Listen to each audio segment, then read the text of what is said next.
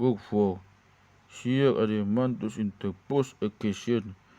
How would you answer, Socrates, said he, if a person were to say that you are making these people miserable and that they are the cause of their own unhappiness?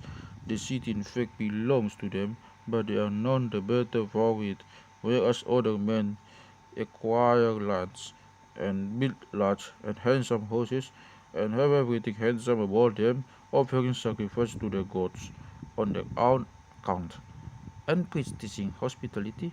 Moreover, as you were saying just now, they have gold and silver and all that is usual among the favorites of Walton, but our poor citizens are no better than mercenaries who are quartered in the city and are always mounting guard. Yes, I said, and you may add that they are only fed and not paid in addition to their food, like other men, and therefore they cannot, if they would, take a journey of pleasure. They have no money to spend on a mistress or any other luxurious fancy, which, as the world goes, is thought to be happiness, and many other accusations of the same nature might be added. But, said he, let us suppose all this to be included in the charge. You mean to ask, I said, will be our answer, yes. If we proceed along the old path, my belief, I said, is that we shall find the answer, and our answer will be that, even as they are, our guardians may very likely to be the happiest of men, but that our aim in founding the state was not the disproportionate happiness of any one class, but the greatest happiness of the whole. We thought that in the state which is altered with a view to the good of the whole we should most likely to find justice, and the ill-ordered state injustice, and having found them, and we might then decide which of the two is the happier. At present, I take it, we are visioning the happy state not piecemeal, or, or with a few of making a few happy citizens, but as a whole, and by we will proceed to view the opposite kind of state. Suppose that we have a painting statue and someone came up to us and said, why do you not put the most beautiful colors on the most beautiful parts of the body? The eyes ought to be purple, but you have made them black. To him we might fairly answer, sir, you would not surely have us beautify the eyes to such a degree that they are no longer eyes. Consider rather whether, by giving this and the other features their due proportion, we make the whole beautiful. And so I say to you, do not compel us to assign the guardians a sort of happiness which will make them anything but guardians. For we too can clothe our husbandmen in royal apparel, and set crowns of gold on their heads, and beat them till the ground as much as they like, and no more. Our porters also might be allowed to repose on crutches, and feast by the fireside, passing on the wine cup, while their will is conveniently at hand, and working at pottery only as much as they like. In this way, in this way we might make every class happy, and then, as you imagine, the whole state would be happy. But do not put this idea into our heads, for if we listen to you, the husbandman will be no longer a husbandman, the potter will cease to be a potter, and no one will have the character of any district class in the state. Now, this is not of much consequence where the corruption of society and pretension to be what you are not is confined to cobblers, but when the guardians of the laws and the government are only seeming and not real guardians, then see how they turn the state upside down, and on the other hand, we alone the power of giving order and happiness to the state. We mean our guardians to be true saviors, and not the destroyers of the state, whereas our opponent is thinking of peasants at a festival who are enjoying a life of revelry, not not of citizens who are doing the duty of the state. But if so, we mean different things, and he is speaking of something which is not a state. and therefore we must consider whether in appointing our guardians we will look to their greatest happiness individually, or whether this principle of happiness does not rather reside in the state as a whole, but if the latter to be the truth, then the guardians and auxiliaries, all others equally with them, we must be compelled or induced to do their own work in the best way, and thus the whole state will go up in a noble order, and the several classes will receive the proportion of happiness which nature assigns them. I think that you are quite right. I wonder whether you will agree with another remark which occurred to me. What may that be? There seem to be two causes of the deterioration of the arts. What are they? Well, I said, and poverty. How do they act? The process is as follows. When a potter becomes rich, will he, think you, any longer take the same pains within his art? Certainly not. He will grow more and more indolent and careless, very true. And the result will be that he becomes a worse potter. Yes, he greatly deteriorates. But on the other hand, if he has no money and cannot provide himself with tools or instruments, he will not work equally with himself, nor will he teach his sons or apprentices to work equally well. Certainly not. That under the influence either of poverty or of wealth, workmen and their work are equally liable or degenerate. That is evident. Here then is here then is a discovery of new evils, I said, against the guardians, against which the guardians will have the watch, or they will creep into the city and observe what evils. Wealth, I said, and poverty, the one is the period of luxury and indolence, and the other of men's and viciousness and both of his content. And that is very true, he replied, but still should like to know, Socrates, how our city will be able to go to war, especially against an enemy who is rich and powerful, is the proof of the sin of war. Then would certainly be a difficulty. I replied, going to war with one such enemy, but there is no difficulty where there are two of them. How so, he asked. In the first place, he said, if we have the flag, our side will be trained warriors fighting against an army of rich men. That is true, he said. And do you not suppose, Adimantus, that a single boxer who was perfect in his art would easily be a match for two stout and well-to-do gentlemen who were not boxers? Hardly, if they came upon him at once.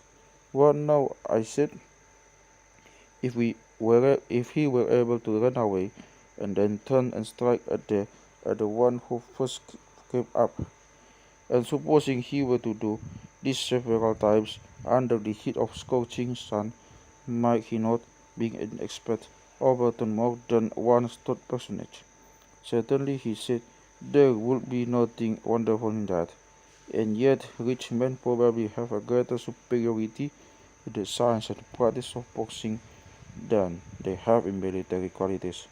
Luckily enough, then we may assume that our athletes will be able to fight with 2 or 3 times their own number.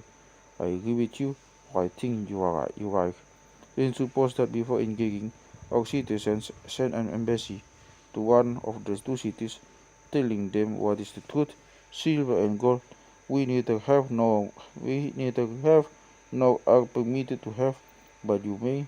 Do you therefore come and help us in war, and take the spoils of the other city? Who, on hearing these words, would choose to fight against Lane's wiry dogs, rather than with the dogs of the side against fat and tender sheep? That is not likely, and yet there might be a danger to the poor state if the wealth of many states were to be gathered into one. But how simple of you to use the term state at all, of any but our own. Why so? You might you ought to speak of other states in the plural number. Not one of them is a city, but many cities, as they say in the game. For indeed any city, however small, is in fact divided into two, one the city of the poor, the other of the rich. These are at war with one another, and either there are many smaller divisions, and you would be altogether beside Denmark if you treated them all as a single state. But if we deal with them as many and give the weight or power of persons of the one to the others, you will always have a good many friends and not many enemies. And your state, while the wise order which has now been prescribed continues to prevail in her, will be the greatest of states. I do not mean to say in reputation or appearance, but in deed and truth, though she number not more than 1,000 defenders. A single state which is her equal you will hardly find either among Hellenists or barbarians, though many that appear to be as great and many times greater. That is most true said, and what I said will be the best limit of our rulers to fix when they are considering the size of the state and the amount of territory which they are to include and beyond which they will not go. What limit would you propose? I would allow the state to increase so far as is consistent with unity. That I think is the proper limit. Very good, he said. Here then I said is another order which will have to be conveyed to our guardians. Let our city be accounted neither large nor small, but one and self-sufficing. As Socrates said he, this is not very severe order which we impose upon them, and the other said, of which we were speaking before is lighter still. I mean the duty of degrading the offspring of the guardians, when inferior and of elevating into the rank of guardians the offspring of the lower classes were naturally superior. The intention was that the intention was that in that case of the citizens generally, these individuals should be put to the use for which Nato intended them, one work, and then every man would do his own business and be and not many, and so the whole city will be one and not many. Yes, he said, that is not so difficult. The regulations which we are prescribing, my good Imantus, are not, as might be supposed, a number of good principles, but rival all, if care be taken, as the say is, of the one great thing, a thing, however, which I would rather call not greater but sufficient for our purpose. What may that be? He asked. Education, I said, another. If our citizens are well educated and grow into sensible men, they will easily see the way to do all this, as well as other matters which I omit, such, for example, as marriage, the possession of men, the possession of women, and the procreation of children, which will all follow the general principle, all the general principle that friends have all things in common, as the proverb says. That will be the best way of setting them. Also, he said the state, if one started well, moves with accumulating force like a wheel. For good nurture and education implant good constitutions, and these good constitutions taking good in the good education improve more and more, and this improvement affects the breed in man as in other animals. Very possibly, he said. Then to sum up, this is the point to which, above all, the tendency of rulers should be directed. The rules and gymnastics be preserved in the original form, and no innovation made. They must do their utmost to maintain them intact. And when anyone says that mankind must regard the newest song which the singer have, they will be afraid that he may be praising not new songs, but a new kind of song, and this ought not to be praised or conceived to be the meaning of the poet, for any musical novelty is worth of to the whole state, and not to be prohibited. So they won't tell me, and I quite believe him. He says that when modes of music change, the fundamental laws of the state always change with them. Yes, said Arimantus, and you may add my suffrage to them once and your own. Then I said our guardians must lay the foundations of their fortress in music. Yes, he said, the lawlessness of which you speak to easily still in. Yes, I replied in the form of amusement, and at first sight it appears harmless. Why, yes, he said, and there is no harm. Why not that little by little the spirit of license find a home, imperceptibly penetrates into manners and customs, whilst issuing with greater force in vast contracts between man and man, and form or contracts goes on to laws and constitutions in utter recklessness, ending at last, Socrates, by an overthrow of all lives, private as well as public. Is that true? I said. That is my belief, he replied. Then as I was saying, our youth should be trained from the first in a stricter system, for if amusements become lawless, and the youths themselves become lawless, and they can never grow up into well-conducted and virtuous citizens. Very true, he said. And when they have made a good beginning in play, and by the help of music have gained the habit of good order, then this habit of order in a manner how unlike the lawless play of the others will accompany them in all their actions and be a principle of good for them, and if there be any fallen places in their state, will raise them up again. Very good, he said. Thus educated, they will invent for themselves a lesser rulers which their predecessors have altogether neglected. What do you mean?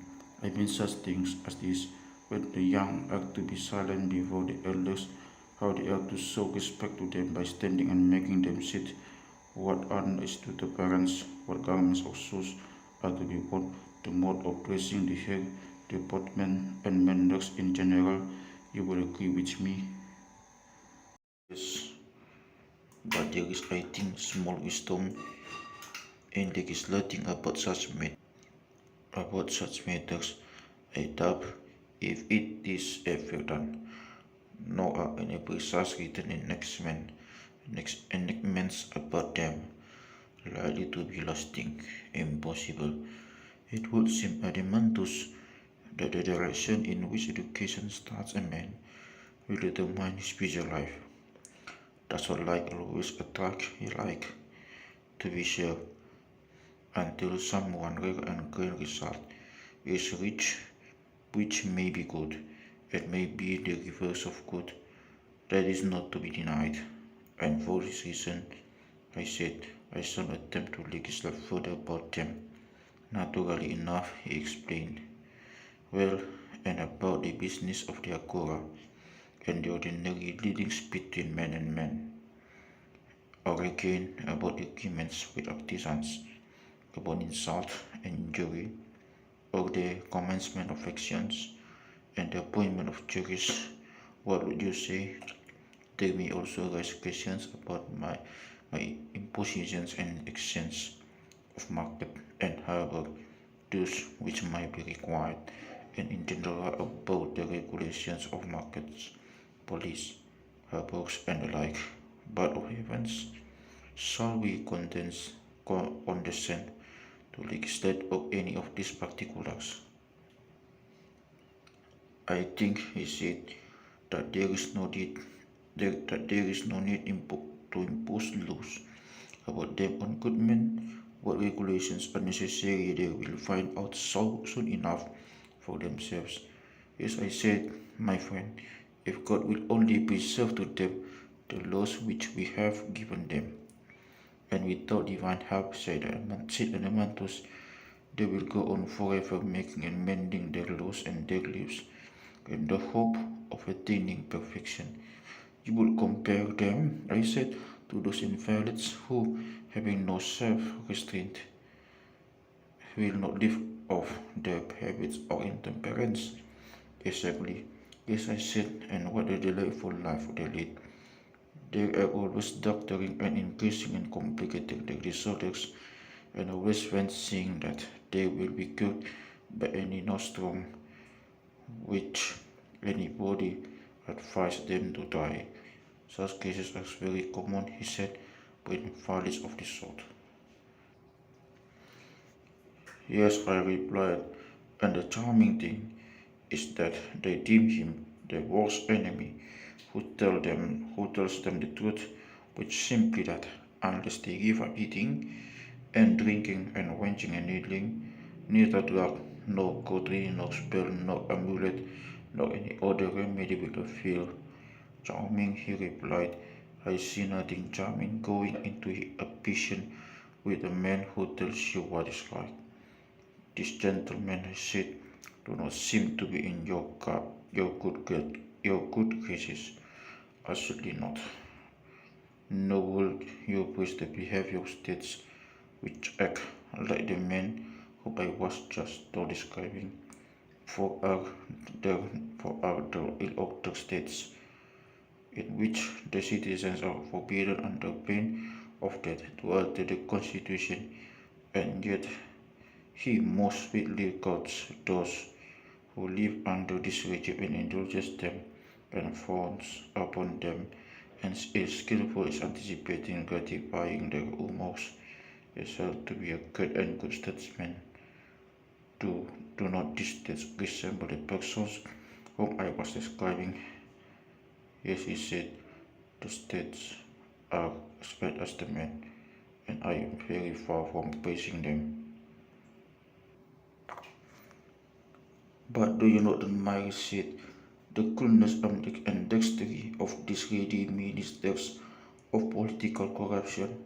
Yes, he said, I do, but not of all of them, for there are some whom the applause of the multitude has deluded into the belief that they are really statesmen, and these are not much to be admired. What do you mean? I said, you should have more feeling for them. But a man cannot measure, and a great many others who cannot measure declare that he is for cubits high. Can he help believing what they say? Nay, he said, certainly not in that case.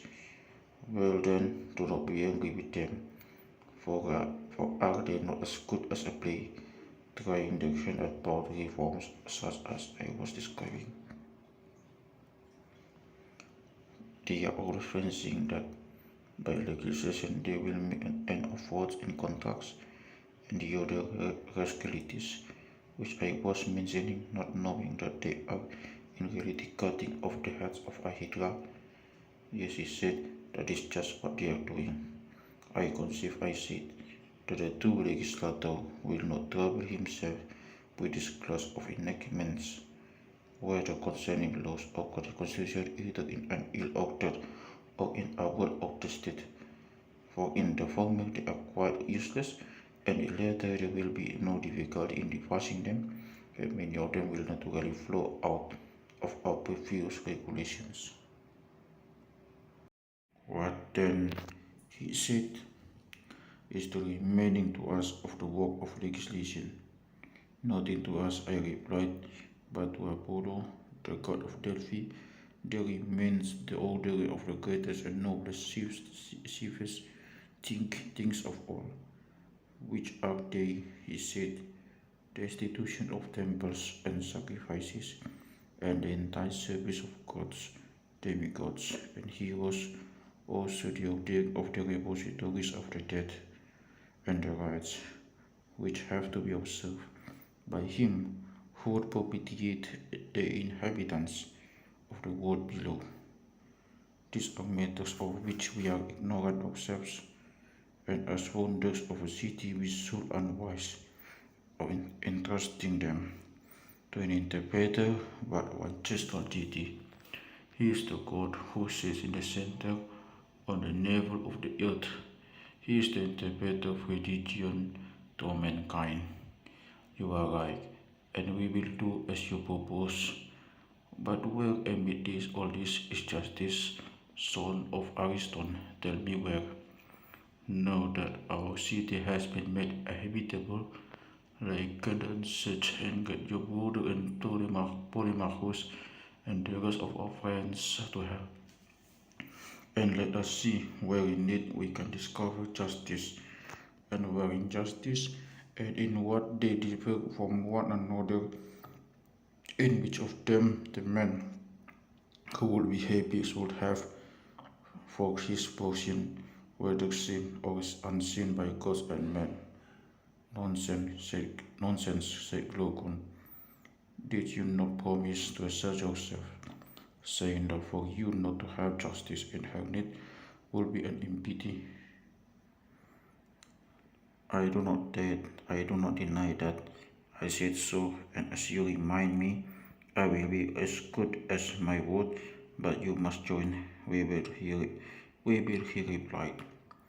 Well then, I hope to make the discovery in this way. I mean to begin with the assumption that our state, if widely altered, is perfect. That's more certain, and being perfect is therefore wise, and valiant, and temperate, and just. That's likewise clear, and whichever of these qualities we find the state, the one which is not one, will be the residue. Very good. If there were four things, and we were searching for one of them, wherever it might be, the one so far might known to us from the first, and there would be no further trouble, or we might know the other the first, and then the fourth would scarcely be the one left. Very true, he said, and it's not a similar method to be pursued about the virtues, which are also four in number. Clearly, first among the virtues found in the state, wisdom comes into view, and in this I detect a certain peculiarity. What is that? The state which we have been describing is said to be wise as being good in counsel. Very true, and good counsel is clearly a kind of knowledge, for not by ignorance, but by knowledge do men counsel well. Clearly, and the kinds of knowledge in the state are many and diverse, of course. There is the knowledge of the carpenter, but is that the sort of knowledge which gives a city the title of wise and good in counsel? Certainly not. That would only give a city the reputation of skill in carpentry. Then a city is not to be called wise because possessing a knowledge which causes for the best about wooden implements. Certainly not. Not by reason of a knowledge which suffices about present pots, I said, not as possessing any other similar knowledge, not by reason of any of them, he said, nor yet by reason of a knowledge which cultivates the earth, that will give the city the name of agricultural. Yes.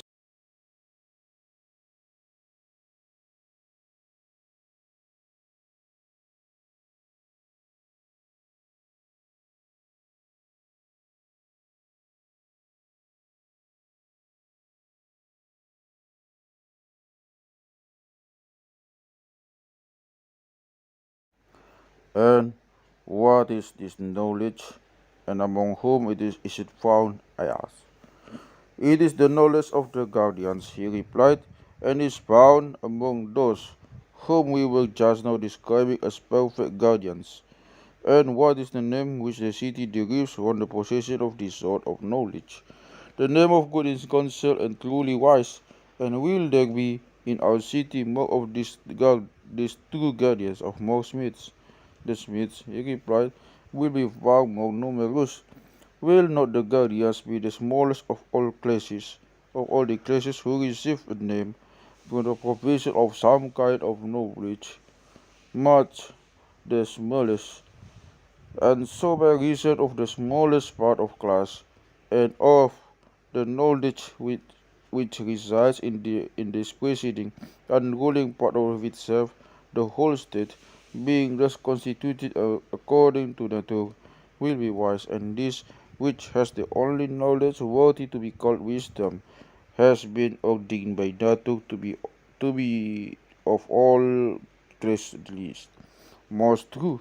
Thus then I said another and placed in the state of one of the four virtues has somehow of order been discovered, and in my humble opinion, very satisfactorily discovered, he replied.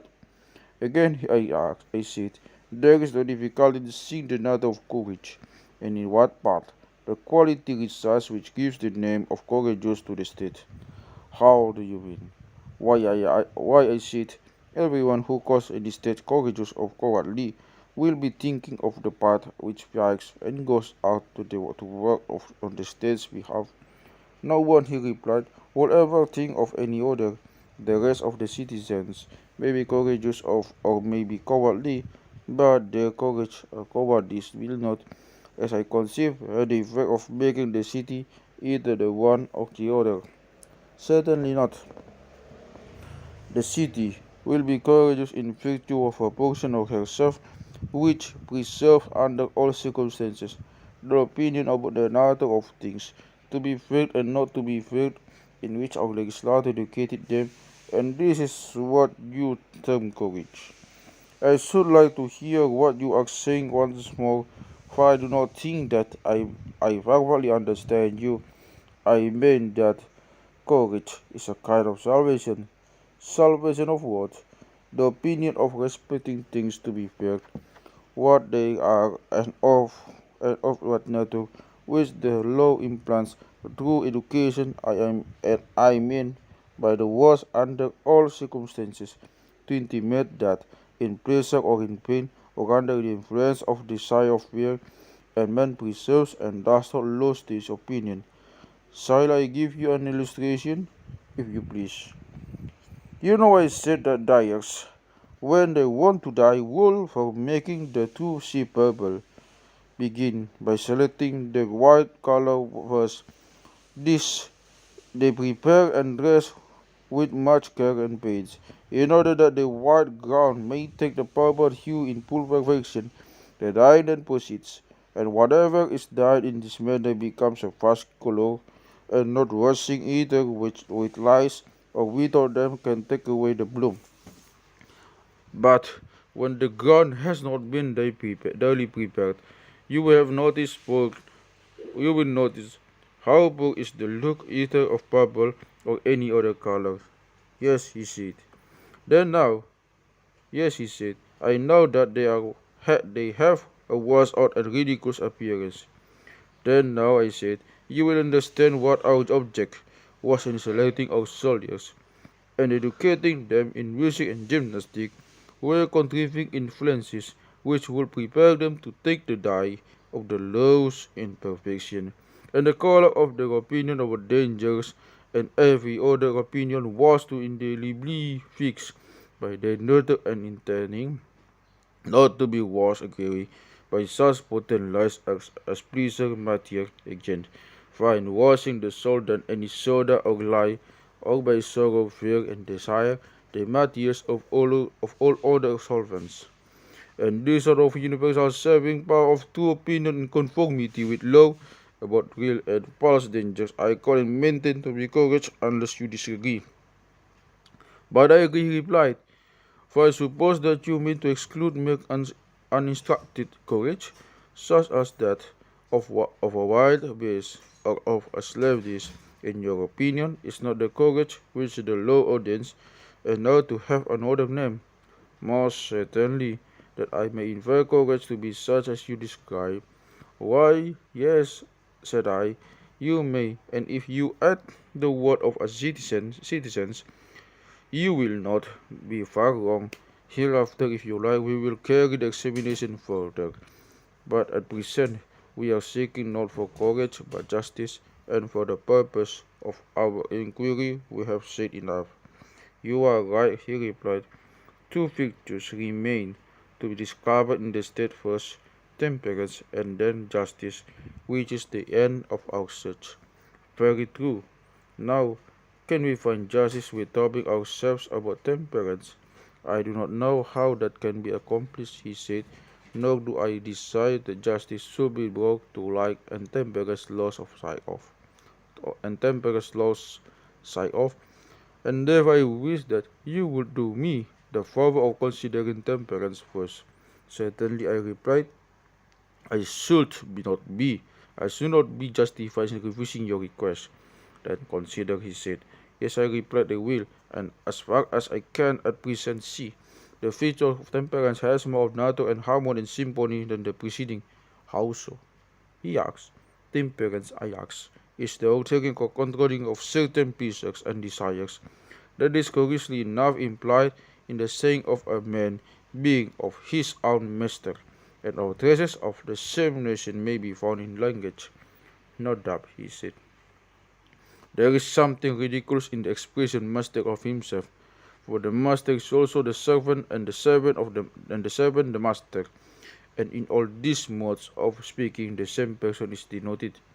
Certainly, the meaning is, I believe, that is that in the human soul there is a better and also a worse principle, and when the better has the worse under control, then a man is said to be master of himself, and this is a term of praise. But when, owing to the effort, the education of association, the better principle, which also the smaller, is overwhelmed by the greater mass of the works, in this case is blamed, and is called the slave of self and unprincipled. Yes, there is reason in that.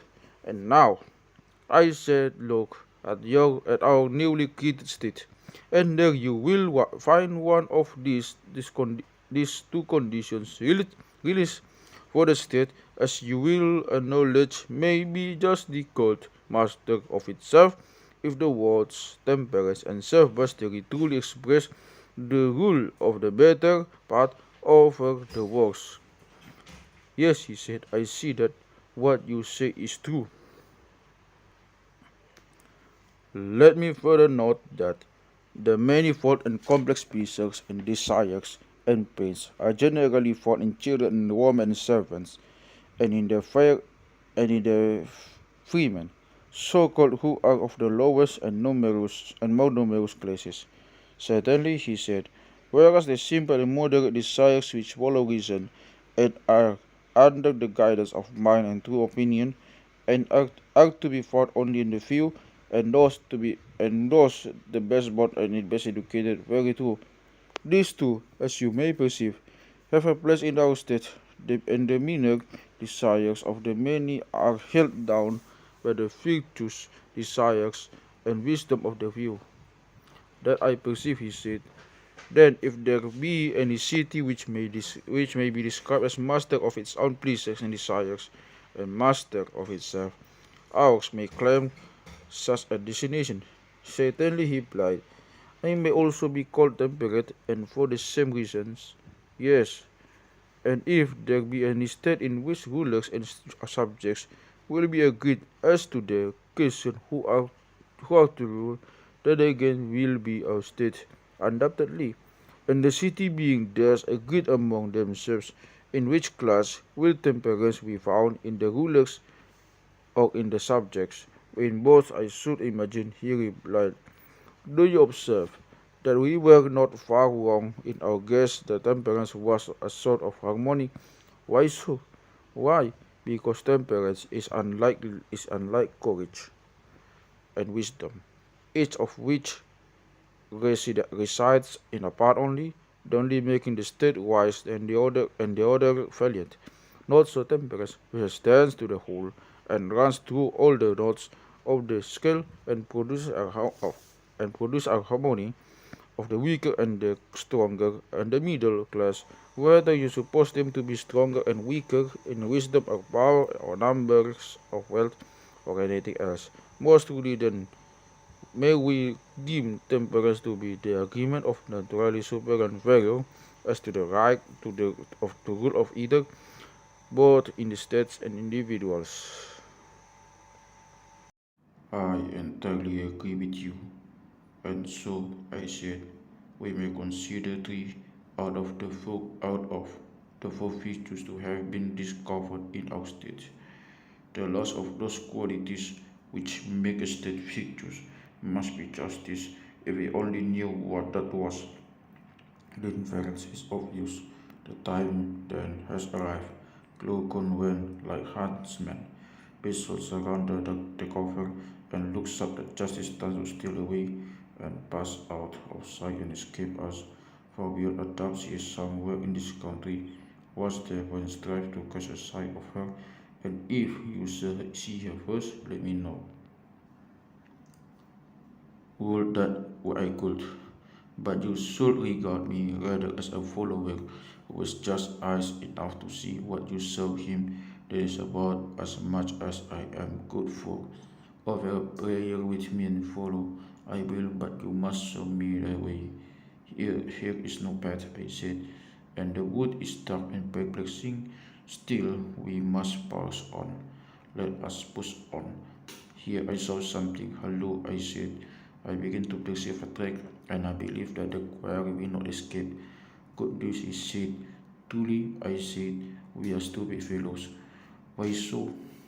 Why, my good sir, at the beginning of our inquiry ages ago, there was justice stamping out at our feet, and we never saw her.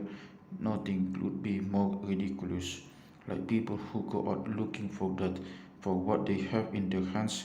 That was that was the way with us. We looked not at what we were seeking, but at what was far off in the distance, and therefore I suppose we missed her. What do you mean? I mean to say that in reality for a long time past we have been talking of justice and have failed to recognize her. Are you going patient at length of your exordium? Well then tell me, I said, whether I am right or not. You may remember the original principle which we were always laying down at the foundation of the state, that one man should practice one thing only, the thing to which his nature was best adapted. No justice is this principle or a part of it. Yes, yes, we often say that one man should do one thing only. Further, we affirm that justice was doing one's own business and not being a busybody. We said so again and again, and many others have said the same to us. Yes, we said so. Then to do one's own business in a certain way may be assumed to be justice. Can you tell me whence I derive this inference?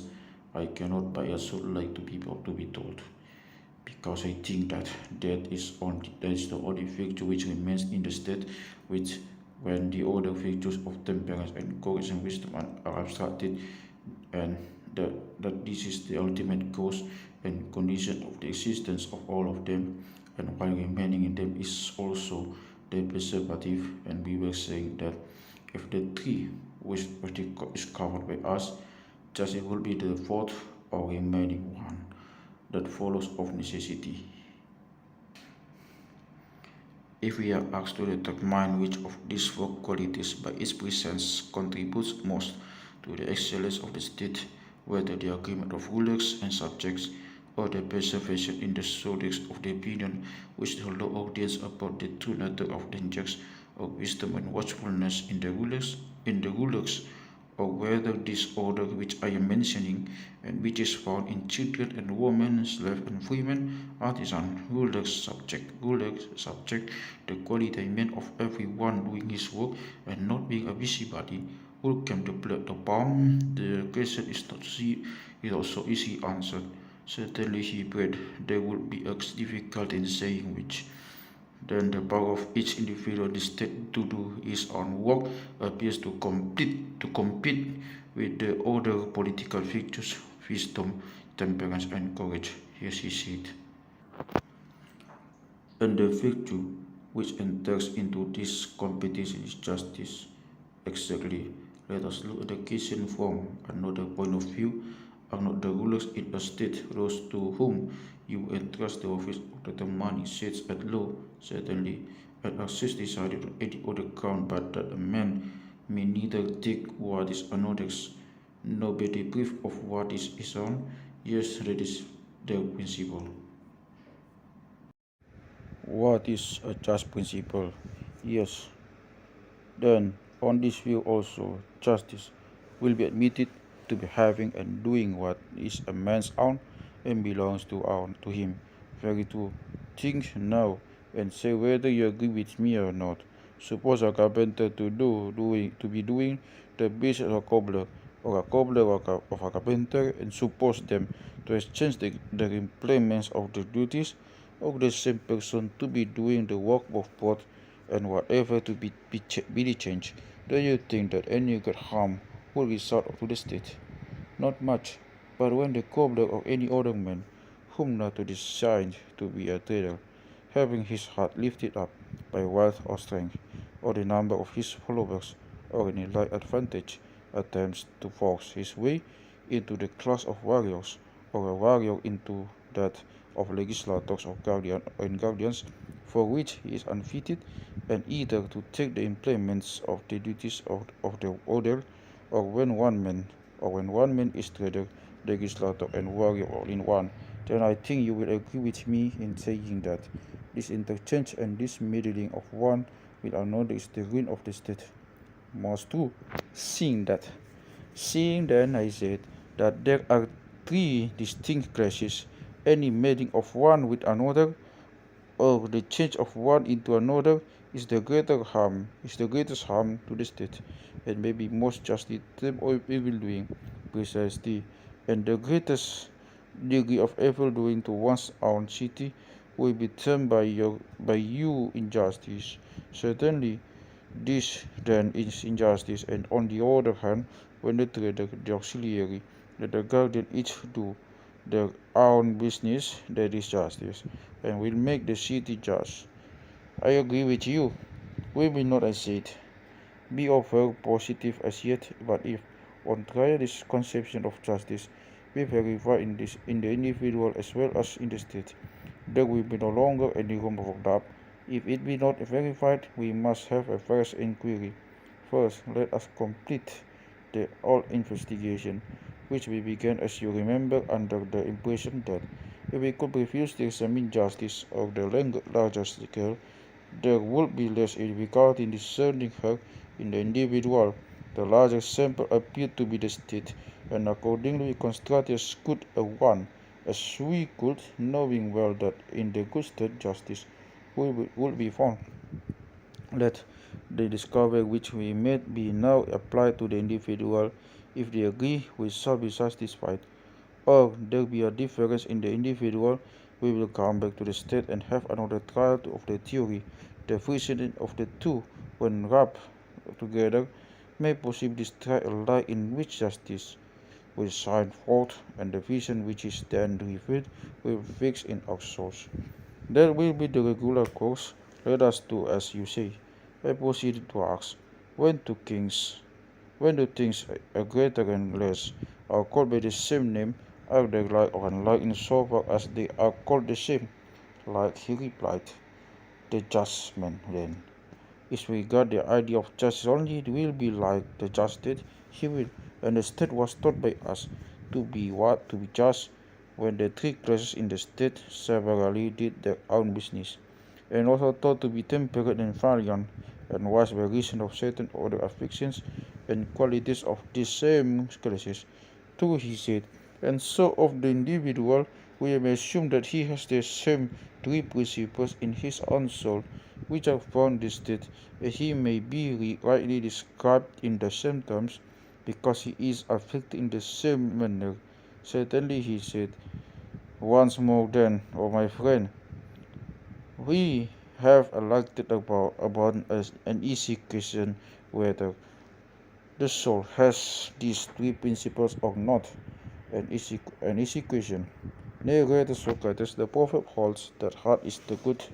Very true, I said. I do not think that the method which we are employing is at all adequate to the accurate solution of this question.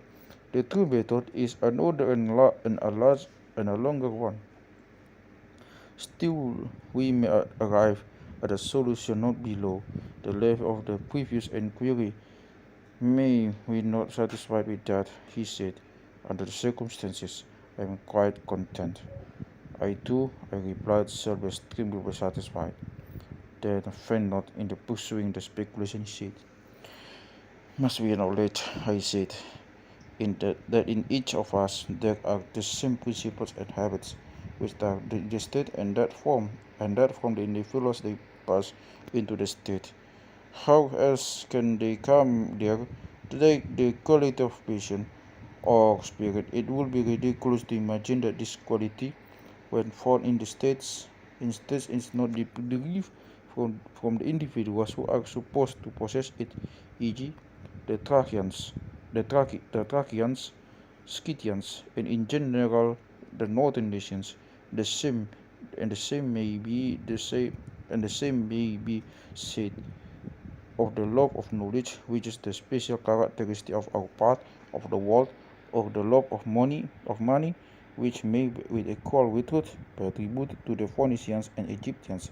Actually, so he said, there is no difficulty in understanding this, none whatever. But the question is not quite so easy when we proceed to ask whether these principles are three or one, whether that is to say we learn with one part of our nature or angry with another, with the third part of decide the satisfaction of our natural appetites, or whether the whole soul comes into play in each sort of action to determine that is the difficulty. Yes, he said, there lies the difficulty. Then let us now try and determine whether they are the same or different. How can we, he asked. I replied as follows. The same thing clearly cannot act or be acted upon in the same part or in relation to the same thing at the same time, in contrary ways, and therefore whenever this contradiction occurs in things apparently the same, which we know that they are really not the same but different. Good. For example, I said, can the same thing be at rest and in motion at the same time in the same part? Impossible. Still I said, let us have a more precise statement of terms, lest we should hereafter fall out by the way. Imagine the case of a man who is standing and also moving his hands and his head, and suppose a person to say that one and the same person is in motion and at rest the same moment. To such a mode of speech, which we should object, and shall rather say that one part of him is in motion while another is at rest. Very true. And suppose that the objector to refine still further, and to draw the nice distinction that not only parts of tops, but whole tops, when they spin round with their backs fixed on the spot, are at rest and in motion at the same time, and he may say the same of anything which revolves the same spot. His objection would not be admitted by us, because in such cases things are not at rest and in motion in the same parts of themselves. We should rather say that they have both an axis and a circumference, and that the axis stands still, for there is no deviation from the perpendicular, and that the circumference goes round. But if, while revolving, the axis inclines either to the right or left, forwards and backwards, then in no point of view can they be at rest. That is the correct mode of describing them, he replied. Then, none of these objections will confuse us or incline us to believe that the same thing at the same time in the same part or in relation to the same thing can act or be acted upon in contrary ways. Certainly not, according to my way of thinking. Yes, I said we may not. Yet I said that we may not be compelled to examine all such objections and prove at length that they are untrue. Let us assume the absurdity and go forward on the understanding that hereafter, if this assumption turn out to be untrue, all the consequences which follow shall be withdrawn. Yes, he said, that will be the best way. Well, I said, will you not allow the ascent and descent, desire and aversion, attraction and repulsion, are all of them opposites, whether they are regarded as active or passive, for that makes no difference in the fact of their opposition. Yes, he said, their opposites. Well, I said, and hunger and thirst, and the desires in general, and again willing and wishing, all this you would refer to the classes already mentioned. You would say, would you not, that the soul of him who desires is seeking after the object of his desire, or that he is drawing to himself the thing which he wishes to possess, or again, when a person wants anything to be given him, he is mind longing for the realization of his desire, intimates his wish to have it by a nod or a fashion, if he had been asked a question. Very true. And what would you say of unwillingness and dislike? The absence of desire should not this be referred to the absence of class or repulsion and rejection? Certainly. Admitting this to be true of desire generally, let us suppose a particular class of desires, and out of this we will select hunger and thirst, and as they are termed, which are the most obvious of them, let us take that class, he said. The object of one is food, and of the other drink. Yes, and here comes the point. Is not thirst the desire which the soul has of drink, and of drink only, not of drink qualified by anything else, for example, warm or cold, or much little, or in other words, drink of any particular sort. But if the thirst be accompanied by heat, then the desire is of cold drink, or if accompanied by cold, then of warm drink, or if the thirst be excessive, then the drink which is desired will be excessive, or if not great, the quantity of drink will also be small. But this pure and simple we desire drink pure and simple, which is the natural satisfaction of thirst, as food is of hunger. Yes, he said, the simple desire is, as you say, in every case of the simple object, and the qualified desire of the qualified object. But here a confusion may arise, and I should wish to guard against an opponent starting up and saying that no man desires drink only, but good drink, or food only, but good food. For good is the universal object of desire, and thus being a desire will necessarily be thirst after good drink, and the same is true of every other desire. Yes, he replied, the opponent might have something to say. Nevertheless, I should still maintain that of relatives some have a quality attached to either them of the relation, others are simple and have their correlatives simple. I do not know what you mean. Well, do you know, of course, that the greater is relative to the less? Certainly, and the much greater to the much less? Yes, and the sometime greater to be something sometime less, and the greater that is to be to less that is to be. Certainly, he said, and so of more and less, and of other correlative terms such as the double and the half of origin, the heavier and the lighter, the swifter and the slower, and of hot and cold, and of any other relatives. Is not this true of all of them? Yes, and does not the same principle hold in the sciences? The object of sciences, the object of science is knowledge, assuming that to be the true definition, but the object of a particular science is a particular kind of knowledge. I mean, for example, that the science of house building is a kind of knowledge which is divine and distinguished from other kinds and is therefore termed architecture. Certainly, because it has a particular quality which no other has. Yes, and it has this particular quality because it has an object of particular kind, and this is true of the two other arts and sciences. Yes, now then, if I have made myself clear, you will understand my original meaning in what I said about relatives. My meaning was that if one term of a relation is taken alone, the other is taken alone. If one term is qualified, the other is also qualified. I do not mean to say the relatives may not be disparate,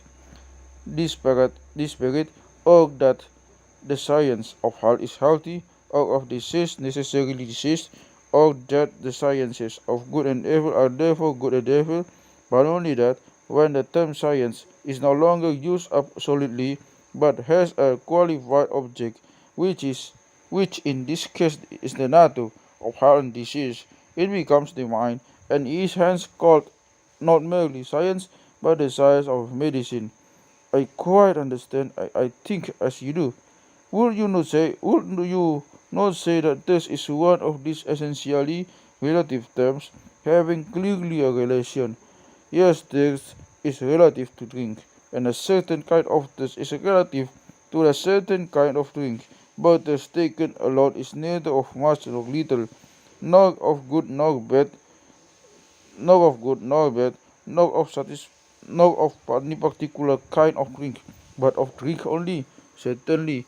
Then the soul of the thirst one, in so far he is thirsty, desires only drink, for this he yearns and tries to obtain it.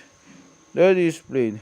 And if you suppose something, and if you suppose something which pulls a thirst soul away from drink, that must be different from the thirst principle which draws him, like a beast, to drink. Or for, as we were saying, the same thing cannot at the same time, with the same part of itself act in contrary ways about the same.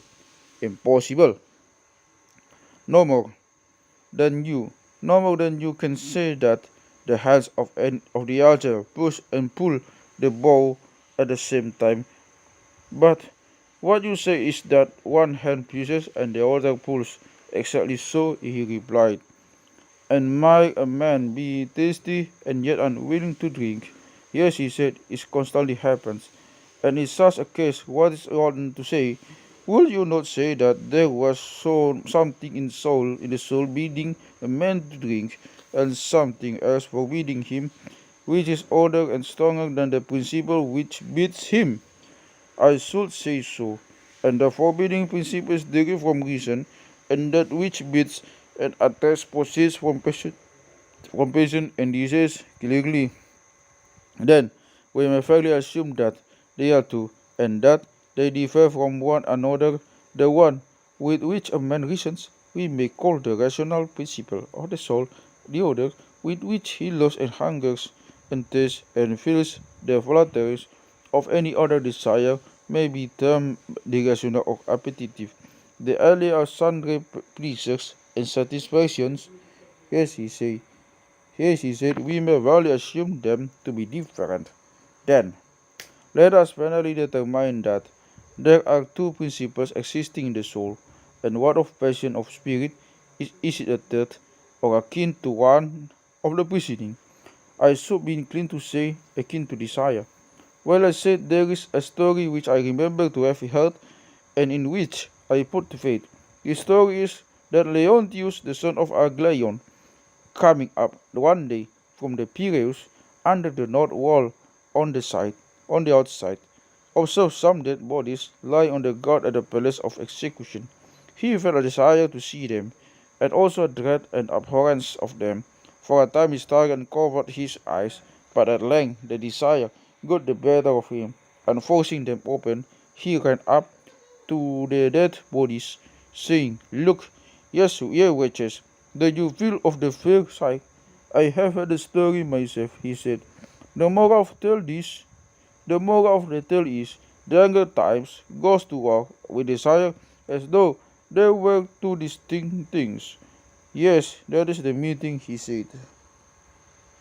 And are there not many other cases in which we observe that when a man's desires finally prevail one over his reason, he reviles himself and is angry at the violence within him, and that in this struggle, which is like the struggle of factions in the state, his spirit is on the side of his reason, but of the passionate of spirited element to take part with desires which reason decides that she should not be opposed, is a sort of thing which I believe that you never observe occurring in yourself, nor, as I should imagine, is it any other one else.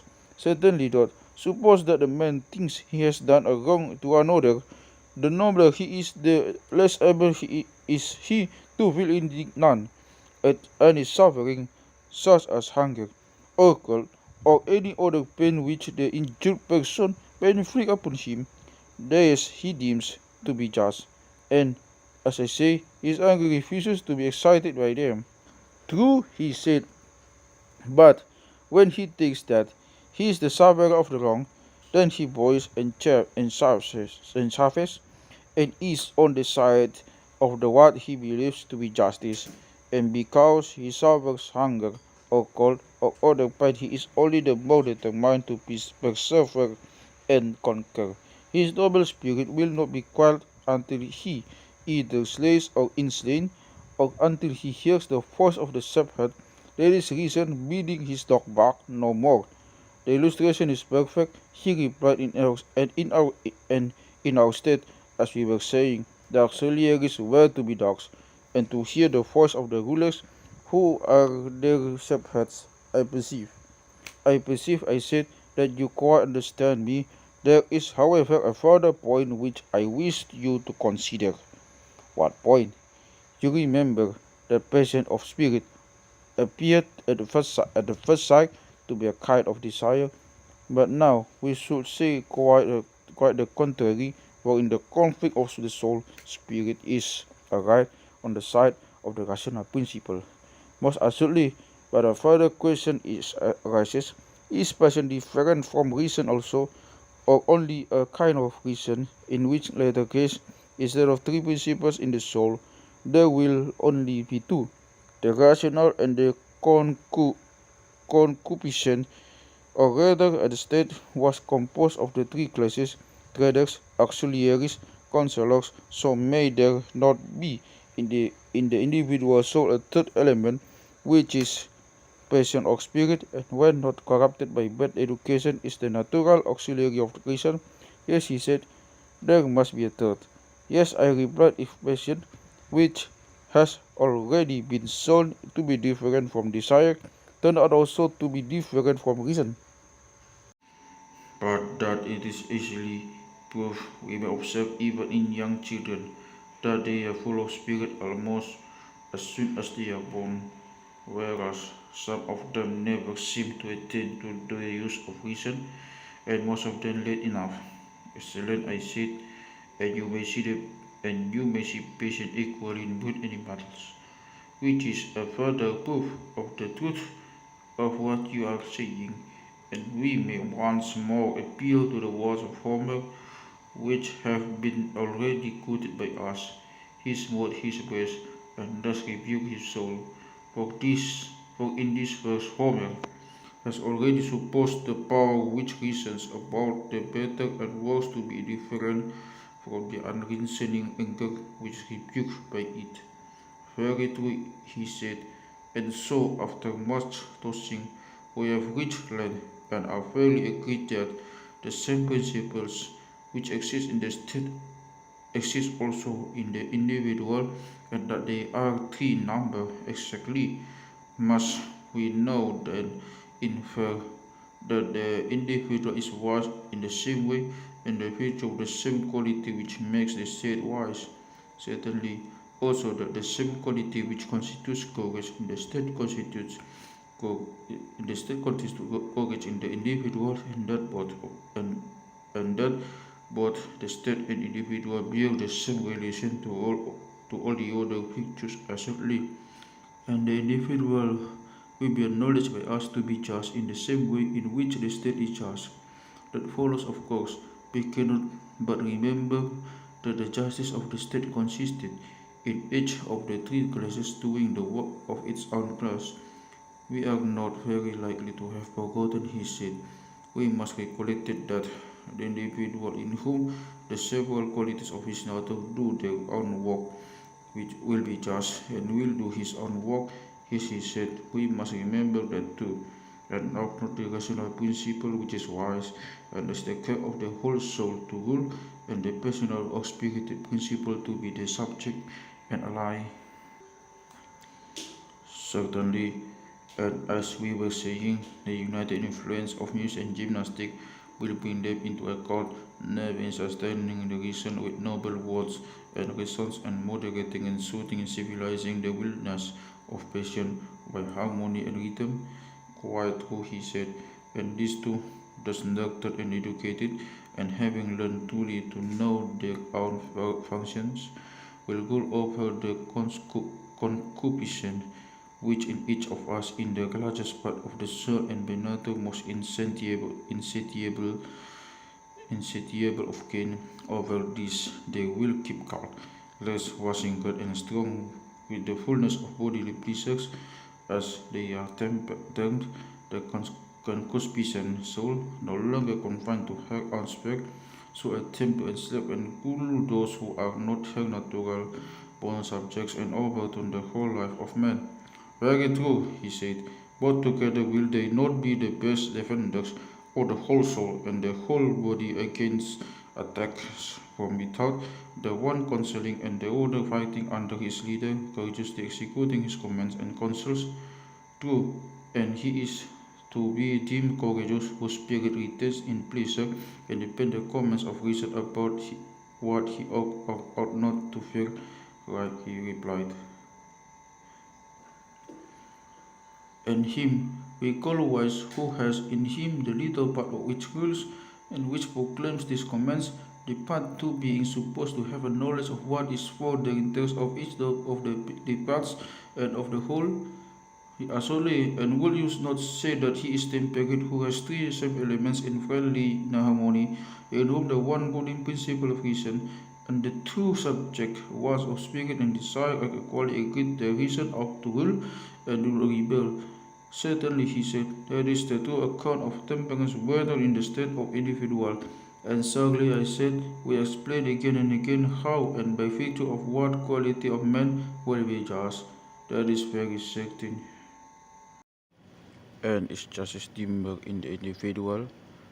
And is her form different? Or is she the same which we found her to be in the state? There is no difference in my opinion, he said, because if any doubt is still lingering in our minds, a few commonplace instances will satisfy us of the truth of what I am saying. What sort of instances do you mean? If the case is put to us, must we not admit that the just state, or the man who is trained in the principles of such a state, will be less likely than the unjust to make away with a deposit of gold and silver? Will anyone deny this? No one, he replied. Will the just man or citizen ever be guilty of sacrilege of theft, or trickery either to his friends or to his country? Never. Neither will he ever break faith where there have been oaths or agreements. Impossible. No one will be less likely to commit adultery or to dishonor his father and mother or to fail in his religious duties. No one. And the reason is that each part of him is doing its own business, whether in ruling or best or being ruled. Exactly so. Are you satisfied then?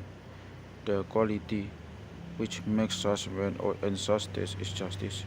Or do you hope to discover some other? Not I, indeed. Then our dream has been released, and the suspicion which we entertained at the beginning of our work of construction, that some divine power must have conducted us to a primary form of justice, has now been verified. Yes, certainly. And the division of labor, which required the carpenter and the shoemaker, and the rest of citizens to be doing each of his own business, and not another's, was a shadow of justice, and for that reason it was of use, clearly. But in reality, justice was such as we were describing, being concerned, however, not with the outward man, but with inward, which is the true self and concernment of man. For the just man was not permit the several elements within him or to interfere with one another, or any of them to do the work of others. He sets in order his own inner life, and is his own master and his own law, and at peace with himself. And when he has bound together the three principles within him, which may be compared to the higher, lower, and middle notes of the scale, and the intermediate intervals, when he has bound all this together, and is no longer many, but has become one entirely temperate and perfectly adjusted nature, then he proceeds to act. If he has to act, whether in a matter of property or in the treatment of the body, or in some affair of politics or private business, always thinking and calling that which preserves and cooperates with this harmonious condition, just and good action, and the knowledge which presides it, wisdom, and that which at any time impairs this condition, he will call just action, and the opinion which presides over it, ignorance. You have said exact truth, Socrates. Very good. And if he were to affirm that he had discovered a just man and a just state and another of justice in each of them, we should not be telling a falsehood. Most certainly not. May we say so then? Let us say so. And now I said injustice has to be considered clearly. Must not injustice be a strife which arises among these principles? Among the three principles, a meddlesomeness, an interference, and rising up of part of the soul against the whole, and a section of unlawful authority which is made by a rebellious subject against the true prince, of whom he is the natural vassal. What is all this confusion and delusion but injustice, and intemperance or cowardice and ignorance, in every form of fears, every exactly so. And if not of justice and injustice be known, then the meaning of acting unjustly and being unjust, or again, writing justly, is also perfectly clear. What do you mean? He said. Why, I said, they are like disease and health, being in the soul just what disease and health are in the body. How so? He said. Why, I said, that which is healthy causes health, and that which is unhealthy causes disease. Yes, and just actions cause justice, and unjust actions cause injustice. That is certain. And the creation of health is the institution of a natural order and government of one by another in the parts of the body, and the creation of disease is the production of a state of things at variance with this natural order. True, and is not the certain of justice, the institution of a natural order and government of one by another in the parts of the soul, and the creation of injustice, the production of a state of things at variance with the natural order? Exactly so, he said. Then virtue is the health and beauty and well-being of the soul, and vice the disease and weakness and deformity of the same. True, and do not good practices lead to virtue, and evil practices to vice? Absolutely. Still, our allocation of the comparative and advantage of justice and injustice has not been answered. Which is the more profitable, to be just and act justly and practice virtue, whether sin or unseen of gods and men, or to be unjust and act justly, if one unpunished and unreformed? In my judgment, Socrates, the question has now become ridiculous. We know that when the bodily constitution is gone, life is no longer endurable, though pampered with all kinds of meats and drinks, and having all wealth and all power, and shall we be told that when the very essence of the vital principle is undermined and corrupted, life is still worth having to a man, if only he be allowed to do whatever he likes, with the single exception that he is not to acquire justice and virtue, or to escape from injustice and vice, assuming them both to be such as we have described. Yes, I said, the occasion is, as you say, ridiculous. Still, as we are near to the spot of which we may see the truth of in the clearest manner with our own eyes, let us not fight by the way. Certainly, certainly not, he replied. Come up hither, I said, and behold the various forms of vice, those of I mean, I mean, which are worth looking at. I am following you. He replied. Proceed. I said, the argument seems to have reached the height from which, as from some tower of speculation, a man may look down and see that virtue is one, but that the forms of vice are innumerable, there being four special ones which are deserving of naught. What do you mean? He said. I replied that I replied that there appear to be as many forms of the soul as there are distinct forms of the state. How many? There are 5 of the state and 5 of the soul, I said. What are they? The first, I said, is that which we have been describing and which may be said to have 2 names, monarchy and aristocracy. Accordingly, a soul is exercised by one distinguished man or by many. Two, he replied, but I regard the 2 names as describing one form only, from whether the government is in the hands of one or many. If the governors have been trained in the manner which we have supposed, the fundamental laws of the state will be maintained. That is true, she replied.